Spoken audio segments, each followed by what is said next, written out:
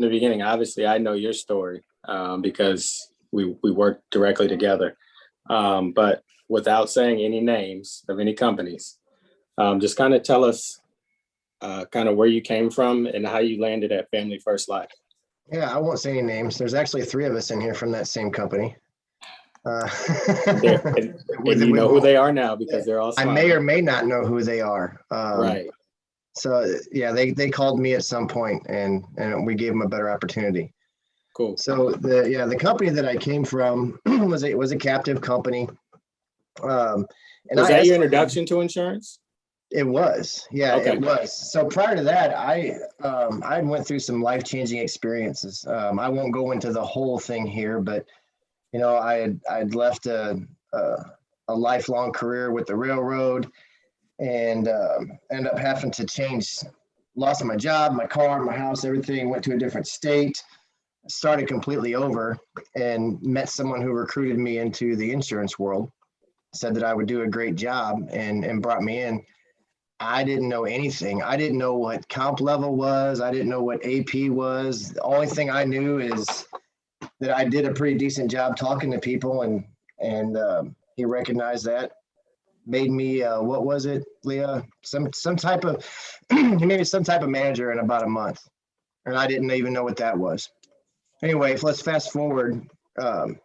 My pay, when I started getting my pay, I was like, well, this doesn't look right. You know, $200 or $300, and I think the whole time I was there, I made about $1,500 or something like that. I didn't know exactly what was wrong, but I knew something was wrong. So I got to looking into it and found out that my comp was a 40 something percent. So really, really low. And it put a bad taste in my mouth for the industry in general. So I just split, and I did a few things here and there. I've been following Family First Life for quite a while, and just didn't believe it. Flat out didn't believe that you could make $250,000 selling insurance. Didn't believe you could make $70,000 selling insurance because of the way of where I came from. So a good friend of mine who I came from the last company with, she actually went on board with FFL and was showing me what she was doing and talking to me about what she was doing. So I decided to come on board and believe it. So I was a huge skeptic at first. Matter of fact, when I got my first deposit, I thought I'd done something illegal. So there's the journey, you know, leading up to coming on board. Okay, so you get to Family First Life. What are some of the things immediately that you noticed were different here than what you'd experienced at your previous company? So right off the bat, let's take the money and set that aside for just a moment, because that's a given. Everybody knows that we do the numbers that we put out there. What I noticed right off the bat was the excitement and the genuineness of the leadership here and wanting everyone around them to succeed. That's a really big deal to me. You know, loyalty is huge. In fact, it's everything. And where I came from before, it was all about your territory and about what you were doing, and it was all individual. It was all me. And you don't see that here. You see, it's all we. It's what is our team doing, and that is just it's amazing. And on top of that, the training. Matter of fact, and this is a good thing when I say this. Just going to say, how did that influence your onboarding and how quickly you got up and running? So go ahead, jump into the training. So the training here, and this is a good thing when I say this, so don't take it the wrong way, but the training is overwhelming here. There is so much of it that there is literally no excuse to say, well, I didn't know. It's there. The onboarding was seamless. I received an email with specific instructions. I followed the instructions, and away I went. And I mean, if you've got 12 hours a day to do nothing but train, you can do it here and never hear the same information repeated twice, probably for about 2 weeks running. There's just so much information. Got it. So you're here at FFL. You got through the training. You're selling. Where did you start at lead wise? What type of leads? How many leads?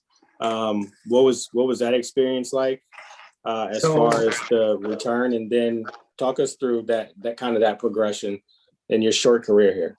Yeah, my first batch of leads, I bought, what was it? I bought from the CRM. I can't remember. I spent $900 in the CRM, and then I got my hands on also some secondhand mortgage protection leads.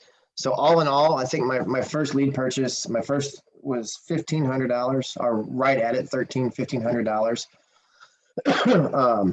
And I wrote that week, I issue paid $3,970.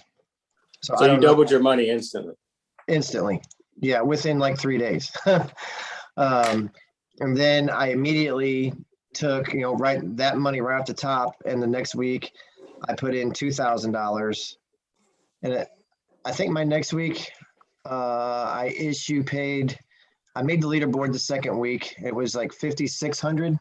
And I did the same thing the third week. The third week I was up to almost 9,000. And my fourth week I had a barn buster week doing the same thing, same process, taking what commission I made, reinvesting it back into leads. At the time, I was still doing all CRM and second chance mortgage protection.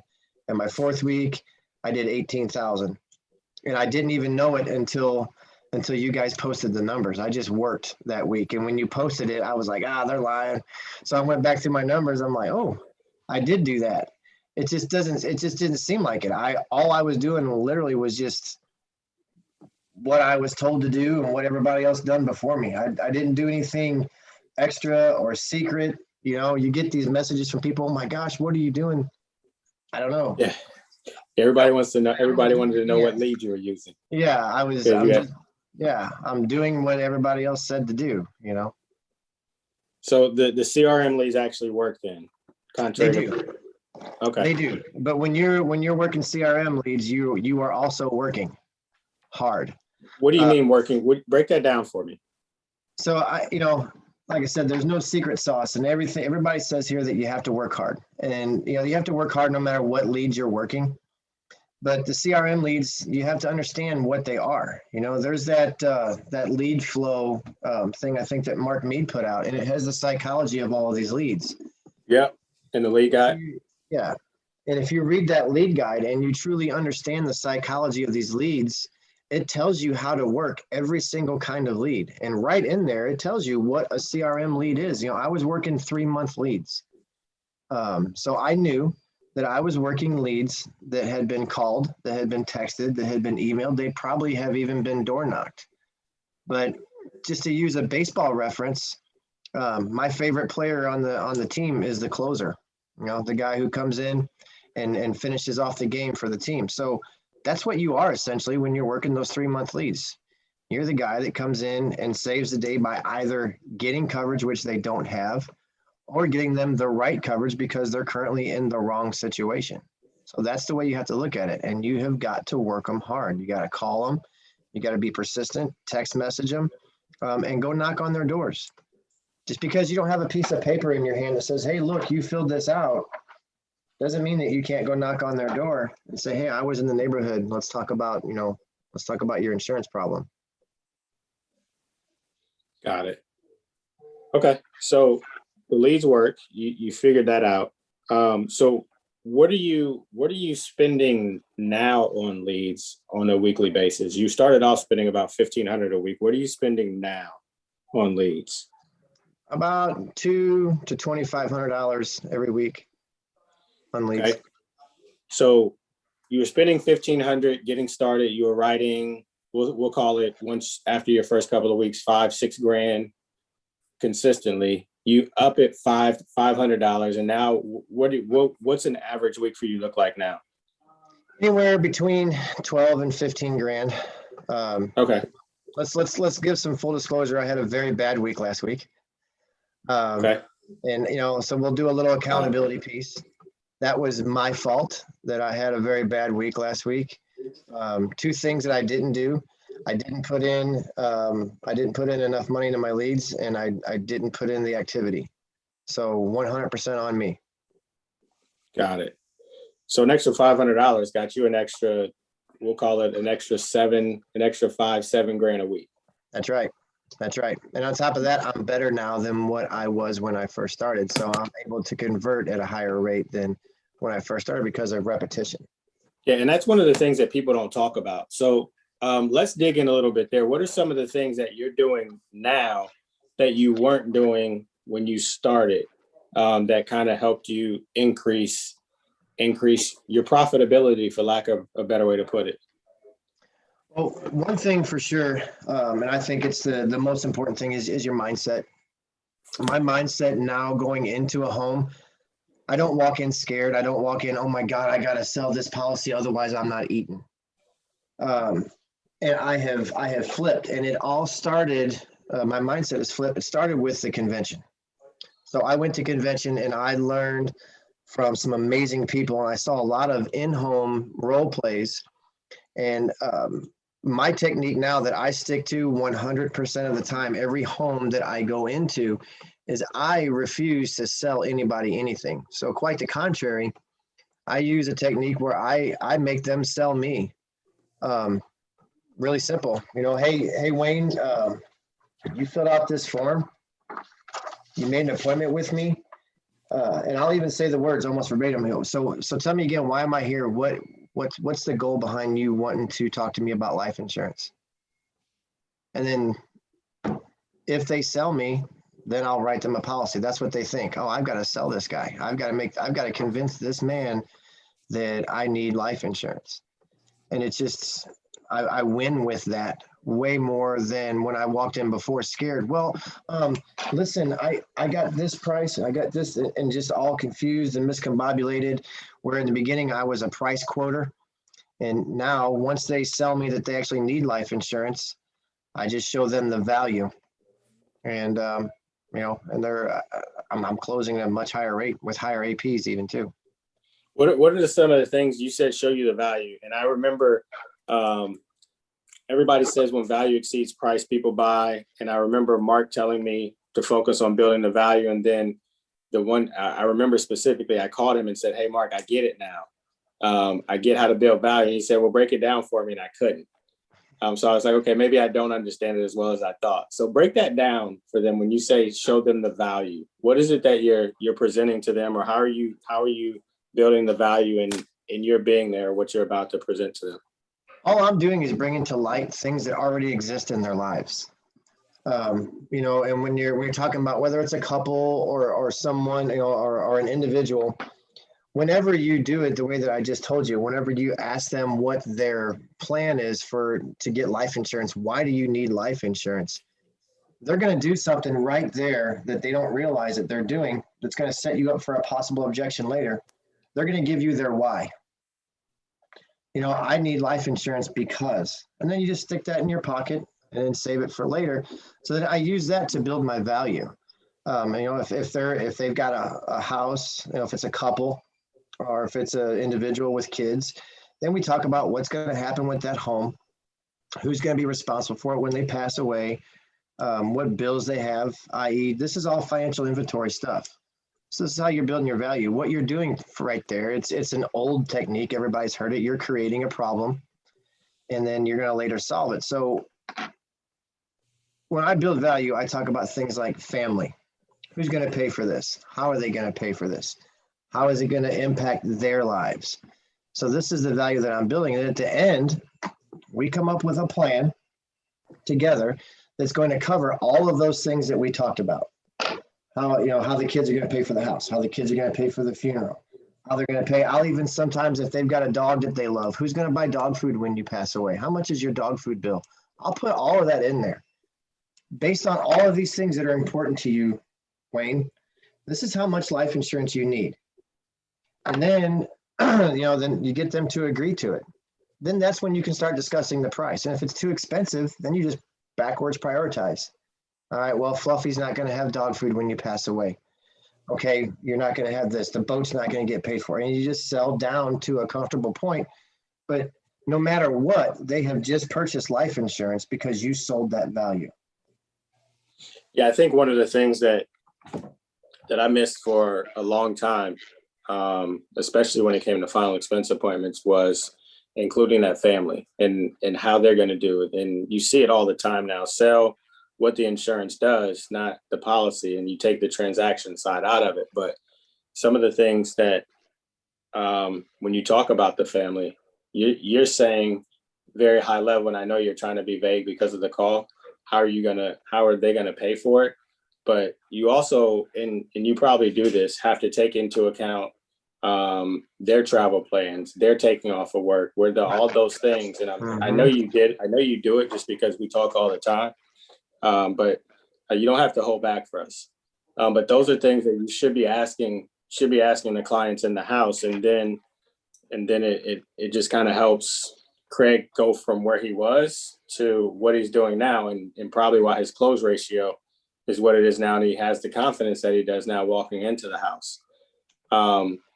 So are you hiring at all? What's that look like for you on the building side? Yeah, aside from the people that just immediately started smiling. Yeah, we are. In fact, I've got a big chunk of my team in here. I'm so happy to see them all in here. I think I got 10 celebrity back right now. So yeah, here we go. We are hiring. We brought on 18 new smiling faces this week. I'm sorry, 20. Tim's flashing 22 new faces this week.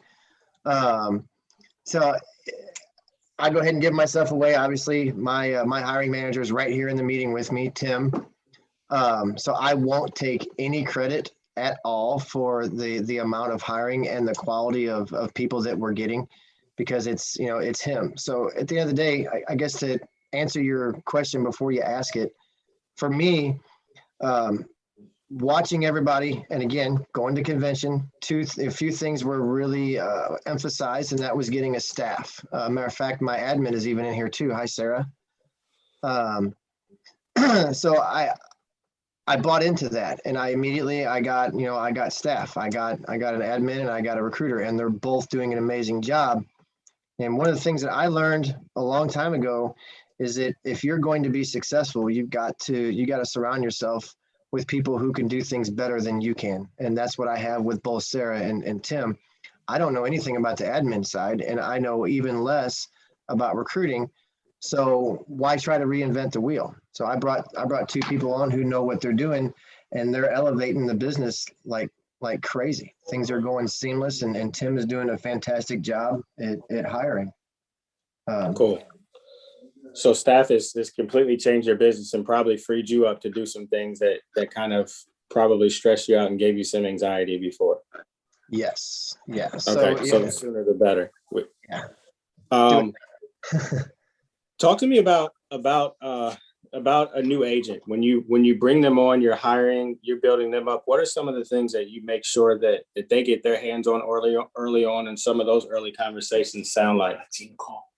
So we're still learning. Sarah and Tim and I are still trying to put together a seamless process.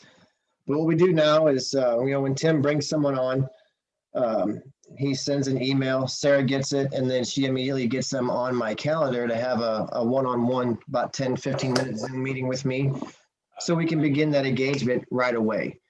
Get someone engaged and keep them engaged throughout the process.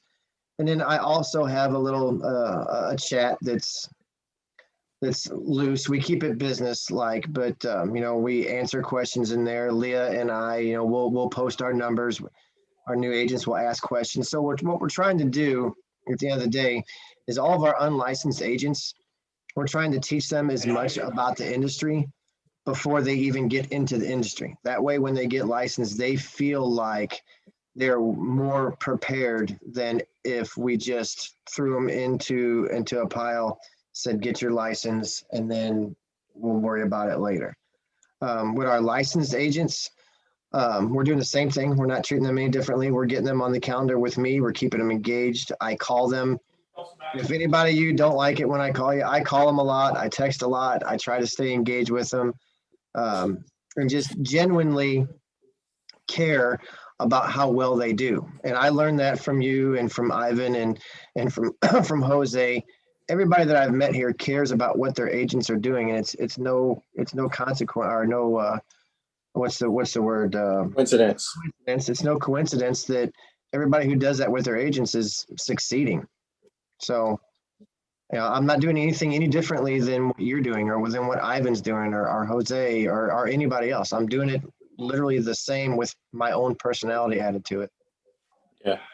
So it's pretty safe to say that just like there's a tried and true system on the production side that you've edified that works on the hiring side, when you get ready to take that step, that there's also a system there that has kind of been vetted that you can plug into as well and take the guesswork out of that side as well. Yeah, man, absolutely. Don't reinvent the wheel. That should be the motto. I mean, the rogue IMO, don't reinvent the wheel. I mean, because it's all here. Yeah. Of course, everyone's going to add their own little personal twist to thing. I do some things that you don't, you do things that I don't, but at the end of the day, we're all following the same path that was laid out for us, and it works. Got it. So if you're talking to somebody new to FFL or thinking about coming to FFL, what are some of the things that you want to make sure that you leave them with in a brief 5-minute conversation because they're walking out of the office or they have to jump on a call?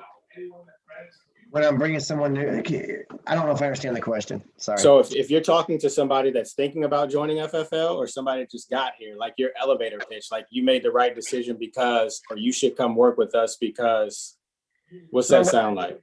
Yeah. So my elevator pitch is you just made the best financial decision of your life, so it's true. But Wayne, I can't really say that I have any type of straight across the board pitch for anybody that I'm talking to that's new. It truly depends on who they are, what situation they're in, and what they're looking for. But with that being said, no matter what situation they're currently in, no matter what it is that they're looking to do with their lives, we can provide that opportunity at Family First Life.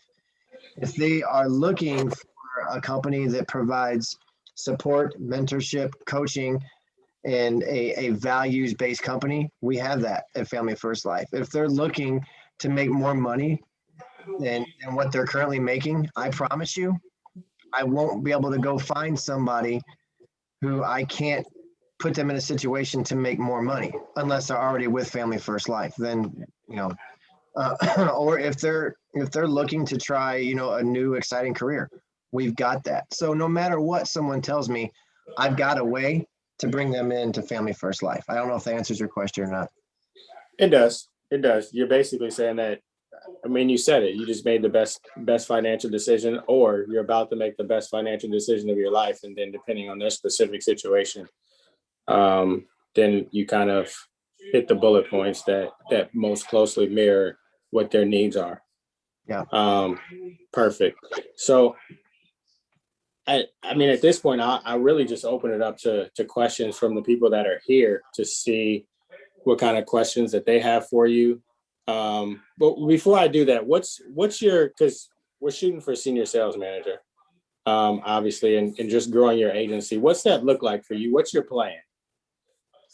My plan is to not change anything. My plan is to keep doing what we're doing, and keep helping families at a high level, keep engaging with my agents. And like Tim's doing right now, he's actually interviewing someone while he's sitting here watching this meeting. So we're just going to keep growing. If we keep going at the pace that we're currently at right now, I'll hit senior sales manager the 3rd week of this month. Okay, nice. That'll be exciting.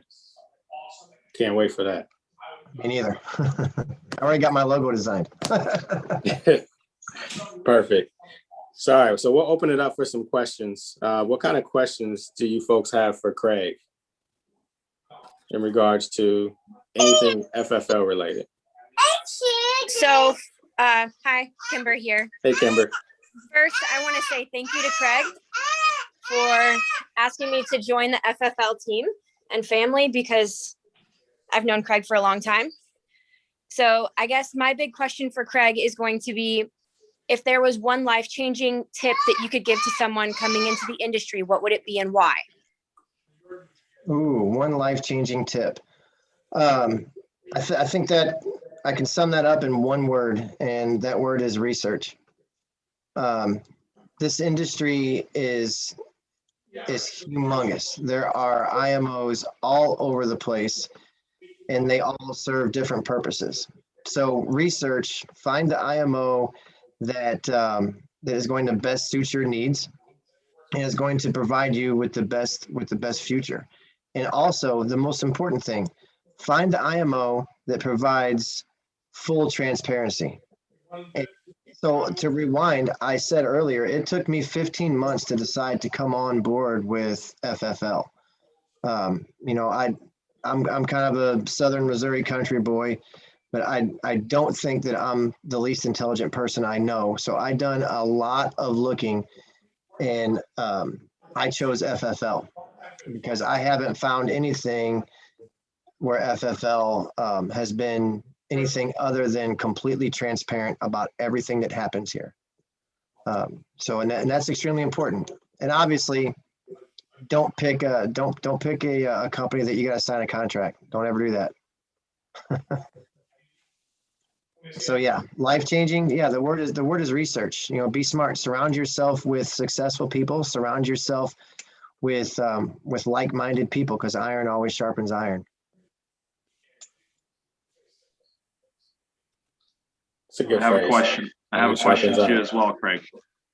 Once you made a lifetime changing decision and joined FFL and you researched everything, so what then? You know, what is that one thing you need to do after you join? What's the next step? You know, if you're a new agent here on the call, you know, what's the number one thing that will change, you know, somebody's financial futures, you know, and what just give us one tip. You have to go all in. So there's some of folks on here that know me, and some folks that don't. For the folks that don't, you saw me come in here and just go ready, fire, aim, 2 steps to 400 miles an hour. But that's really not how it was. You know, after I'd done all of that research, once you find yourself in a situation where you know you're going to do this, there's 2 ways to do it: all in or not at all. If you're going to be successful at this, and by all in, I mean all in, you know, part-time. A lot of people start that way, but they will all eventually motivate to full-time if they're doing it the right way. You know, buy into the process, and don't ever, I don't want to use the word, don't have, you know what, anything. You know, do it the right way and ask questions. That's the biggest thing. Ask questions. Find people who are better than you are, who are more successful than you are, and call them on the phone. Call them a lot. Message them on Facebook. Text message them. Get their phone number, and do what they're doing. You know. And my 2 favorite things that I tell people, and I'll end my answer with this, is work hard and pray. Awesome. I can ask one more. I know I didn't miss it, but I know you guys were talking about CRM leads, initial lead buying process, the fact that you're going to have a lot of leads and each one of them will be inexpensive and they wouldn't be brand new necessarily. And you mentioned something interesting that you're going to have to work them hard, and also that not that you have to not work hard, they are the leads. But what is that dialing process looks like? You know, what is it really takes to, you know, get X amount of leads, book X amount of appointments, and close X amount of leads, and deposit X amount of dollars in your bank account, obviously, then reinvest it and start, you know, do it all over again. But what does it look like, Craig, for you? Me, I have 3 phone numbers, 3 local phone numbers. I dial the lead with the first one, don't answer. I dial the lead with the second one, don't answer. I dial the lead with the third one, don't answer. I go to the next one. Repeat that process 3 times in a row, 3 times a day, until I have the appointments that I need. So, you know, we discussed this. Sometimes that might mean 200 phone calls. Sometimes that might mean 700 phone calls. One thing I do differently, and I'll admit it right now, the one piece of the process that I don't do, I don't use a dial tracker. Because for me personally, it's it kind of sets my mindset in a different place. If I look, oh my God, I've dialed 1,000 people. I dial until I have the appointments that I need. And at the end of the day, when you say, how many dials did you make? I don't know. I made 12 appointments. So that's how I do it. To each his own. But the dial trackers do work. I'm not going to say that I don't recommend them. Whatever works for you. But for me personally, you just dial till you're done. Okay, that means if you're done at 3, it's fine. And if you have to dial all the way through 9 o'clock, you're doing it. Oh man, I've done that. I've put in a 15-hour day dialing, and I've also put in a 4-hour day dialing on CRM. So it is what it is. Dial till you're done. That's it. Got it. That's really good. Thank you, Craig. Yeah. What else you guys got for Craig? Any questions about leads, hiring, his run schedule? I got a question on the in-home. Okay. I love the approach that they gotta sell you that they need some insurance. But how do you handle maybe some of the rebuttals down the road if you do get any rebuttals down the road? Like maybe the normal one, like I want to think about it, or So I want to think about it is easy for me now. It was so hard in the beginning because I was just giving quotes in the beginning, right? And then I want to think about it, and I knew I was beat. So what I do, and I wish I could remember the man's name who done this in home because I cannot take credit for it. So when I get in the home and say, Jose, after I get through my little thing there where like you have me give me your why. So keep in mind that I've got your why. And I said, well, okay, perfect. That's exactly what we're going to do for you today. I'm going to ask you a couple questions about your finances, a couple questions about your health, and then we're going to submit an application to see if we can even get you qualified. I can't get you qualified. There's no sense in talking about price. So what happens there usually is all my customers at that point will give me a yes or a no that they want to proceed. So are you cool with doing that? You comfortable with doing that? And then they're saying, yeah. And while I'm doing that, I'm saying, I'm doing this. Are you comfortable with doing that? And they give me a yes or a no. If it's a no, then I'll try to overcome it. And if not, I'm not here to give you a quote. I'm on to the next appointment. I was at your house for 7 minutes. No harm, no foul. But they give me a yes, and most of them do. I go through the process and they give me I just want to think about it. Well, let's rewind. What did you give me the first 30 seconds that I was in your home? You gave me your why. So if they say, I want to think about it, perfect. I understand that you want to think about it. But when I first got here, you convinced me, and I'm a hard person to convince, that you need life insurance because if you pass away, Amy's not going to have anywhere to live. So in my mind, we've already thought about it. So what is it that we need to think about? Is it the price that I give you? Or is it that you don't want or need life insurance? And then you let them paint themselves right into a corner. And that's where you got to be able to step outside your comfort zone and be able to hold them accountable. So if it's not price, Jose, and it's not the fact that you need life insurance, let's just go ahead and finish this off. All right. That is harder for some people than others, to hold people accountable at that level. Like for me, door knocking was hard. It took me a while to get outside of my box, but once I did, I had that epiphany. So just try that. Just step outside your comfort zone and don't be scared to hold somebody accountable. I was just talking to my group earlier, and I can't remember what the question was. It was something about mindset, and my mindset going into a home. And I don't remember what movie this is, but it's, you did this to yourself. Remember that? You brought this on yourself, Gina. I think that was Martin that said that. But that's how I look at it. They activated the bat phone. They put the signal up in the air. Here comes the insurance man. You got me here. Now you're not going to get me out.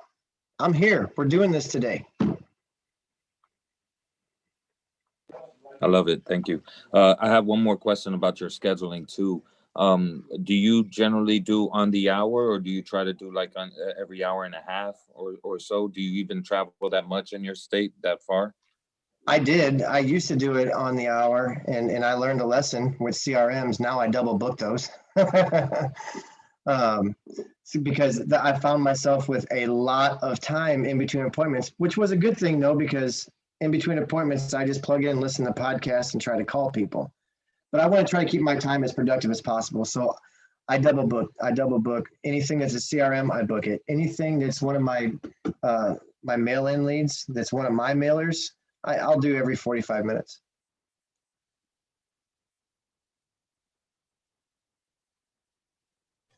Hey, Thank you. I appreciate it, bro. sorry, you mentioned a mail-in lead. What do you mean by that? Andrea, let me think here.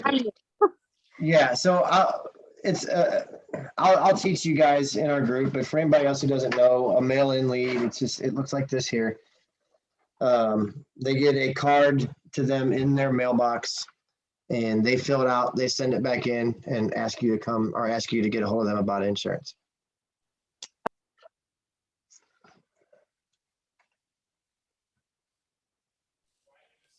Does anybody else have any questions for Craig before we let him get back to his day? All right, Craig, any parting shots? Any words of wisdom, something you want to just make sure that you leave them with, something actionable that they can go implement now, change their business, or just something you wish you would know? Yeah, like I said, I always tell everybody to work hard and pray. But what I will leave everybody with here is just a challenge, to challenge yourself, hold yourself accountable. Look yourself in the mirror every day and ask yourself if you're doing everything that you can possibly do to succeed and win that day. And if you can't answer that question with a resounding yes, look for an accountability partner. Find an accountability partner, call them on the phone, and give them permission to hold you accountable for your own success.